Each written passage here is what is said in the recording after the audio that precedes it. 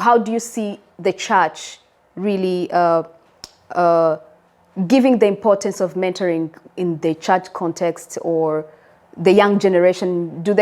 Are they looked after? Are they trained? Are they encouraged? How do you see the situation in the church? I don't know which church I should be speaking. I mean, generally speaking, but whether you can speak whether in Rwanda or here. I will maybe take a look at my own churches. Because when you're there, that's a good point anyway, because now we have you with a lot of experience. You're going to tell us where you were in Rwanda, but also here in Korea, and if there's anything that we can learn, and it will be more helpful. I feel like church do more about evangelism. That is main focus of church. And after evangelism, people are converted. But those people need to learn. And sometimes they train them for disciple making. That's discipleship is also done. But mentoring is about a person. Sometimes I feel like many people lack in that angle, because we are learning, we are trained in mass, in the multitude of people. We are church, many people are there in the gatherings, and we hear, we listen. But mentoring is about a journey of two people, because you should be able to see someone coming close to you, telling you, you know, Alice, you can pass by this way, and it can end up somewhere. That is something that does not happen often. But I feel like for some people, it happened. It happened to me, as I have shared. So, but the way structuring it and making it something that can work regularly as a ministry, I don't see it happening either in where you was. Similar to the church I'm in today, we do very well about this discipleship and evangelism. But mentorship, about joining hands with a person and showing him the way, it's not done as it should be done. Because I feel like the way it can be done, personally, we should get many people involved in this. Because if we are born, we grow up, we help even parents to nurture the other siblings, right? That's how usually things should be. In similar way, pastor cannot be able to come and guide everybody. If you have a church of 300 people or 500 people, how can a pastor be able to reach everybody? But in this church, there are people who has been there, trained, and they know the way. They should be a way and system that makes those people to come closer to the young and the new converts, and they train them and show them how things should be working. I feel that it's a journey, and it needs to be structured. Okay. Yeah. So, and now this brings me to this question of curiosity, that why do you think the church doesn't really focus on mentoring? Because they think it's not important? I mean, why do you think is the reason why they don't focus on mentoring?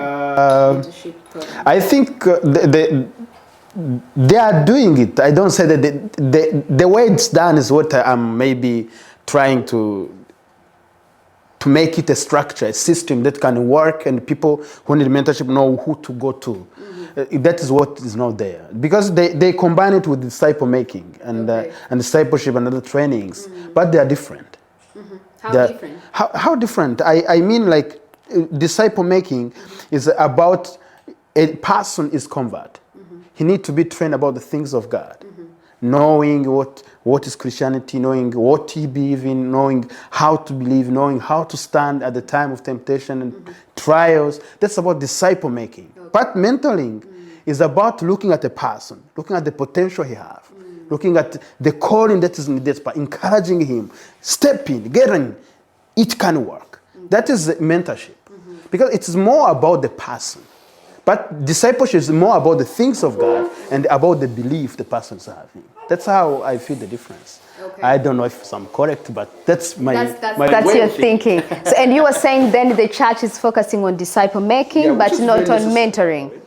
So then I think also the church kind of maybe needs to be aware of this lack we have in the church, maybe awareness, and maybe they're not even aware that it's something that the church needs to focus on today. I feel the same. I feel like maybe somewhere churches, leaders, and editors of the churches are not well aware of the importance and the need of mentoring people. Because sometimes when people are not mentored, I feel like everyone is doing what is doing, and sometimes to work. But if someone is guiding you, the journey will be taking short time than to have taken when you did not know the guide. You did not know the way. So mentoring should help people to quickly know what they want to do and how to do it, and then they can easily jump in and serve the Lord. And I think that lack of mentorship is what is bringing us more lay people who come to Sunday, sit down at the church, get out. We have plenty of those, right? They come at church, sit down, go, give offering, get out. One Sunday, next Sunday, a month, a year, 2 years, 5 years in Christianity. He's doing the same routine. Coming at church Sunday, 9 or 11, then attend the service, get out. So at the end, when you observe this person, what is the contribution as part of a member of the body of Christ? You will find it's only sitting and getting out. But this person has some potential. Maybe he don't identify it by himself. But if we need, if a hand can come and stretch a little bit, say, you can do this. The person will get involved in that ministry. And then the church will be dynamic and the revival can happen because we will be all at work. Yeah, that's very true. And that's the purpose of this show, if I can say, to bring the awareness that mentorship is really needed in the church. And not only that it has to limit within the church building, but it should be going out in the field where we are working, the careers we are taking. How do we do business as a Christian? Because also would be my area of serving God, if I do it for the glory of God, and also if I do it to benefit and blessing others, but doing it in a Christian way with Christian values and belief. So tell us a little bit about how then mentorship shouldn't, though it's done with the church, by the church, but doesn't necessarily limit itself within the church service, if I can say, singing, preaching, and just goes beyond. What's your point on that? I was offended by people who used to say they are part-time servants and full-time servants. Okay. This time, I don't know if you have heard. I don't know if you have heard this. Part-time servants are those who serve, but they are not paid by the church. And full-time servants are those who serve every day. And my question that comes to my mind, why do people be part-time? Because I feel like everybody as a believer of Christ, and if you know Christ is Emmanuel, we should be all full-time servants. Maybe not about salaries, about paying and everything. That's not necessary. But service of the Lord should be permanent. Whether you are at your home, do it to serve the Lord. Whether you are eating, that's what even the Bible teaches. Where you drink or eat, do it for the glory of the Lord. So sometimes when you bring this question about not limiting this mentorship at the church level, but also getting out, it means what? It means our life is transformed. When my life is transformed, it will affect my university level where I'm living in. It will affect my working places. It will affect my company. It will affect my business. So this influence of the Lord should not be limited at the church. This is where people think like you can be whole at the church, but be another person. That we have versions. So with mentorship, people being mentored, they can know how to use these Christian values in their working places. If you are a politician, having a political position, how as a servant of the Lord, called by the Lord, who believe Jesus Christ is your own Lord and Savior, how can you use these values you have in order that the work you are doing as a politician will be a Christian way? So I feel like mentorship can play a very, very major role in directing people to live a Christian life. Yeah, that's very true. As you were saying, we sometimes we separate the two, the life in the church and the life outside the church, to be kind of two lives we are living.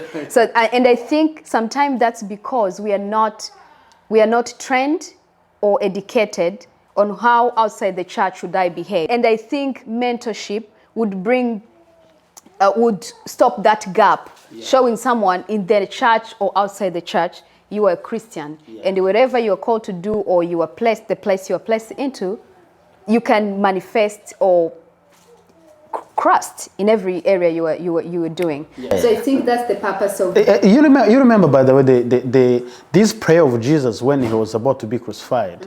He prayed for his disciple, and he prayed that we should not be taken out of this world, but live in this world with his value. That was his prayer, because I feel like we are Christian because we believe Christ. So this is about life changing. It's about transformation.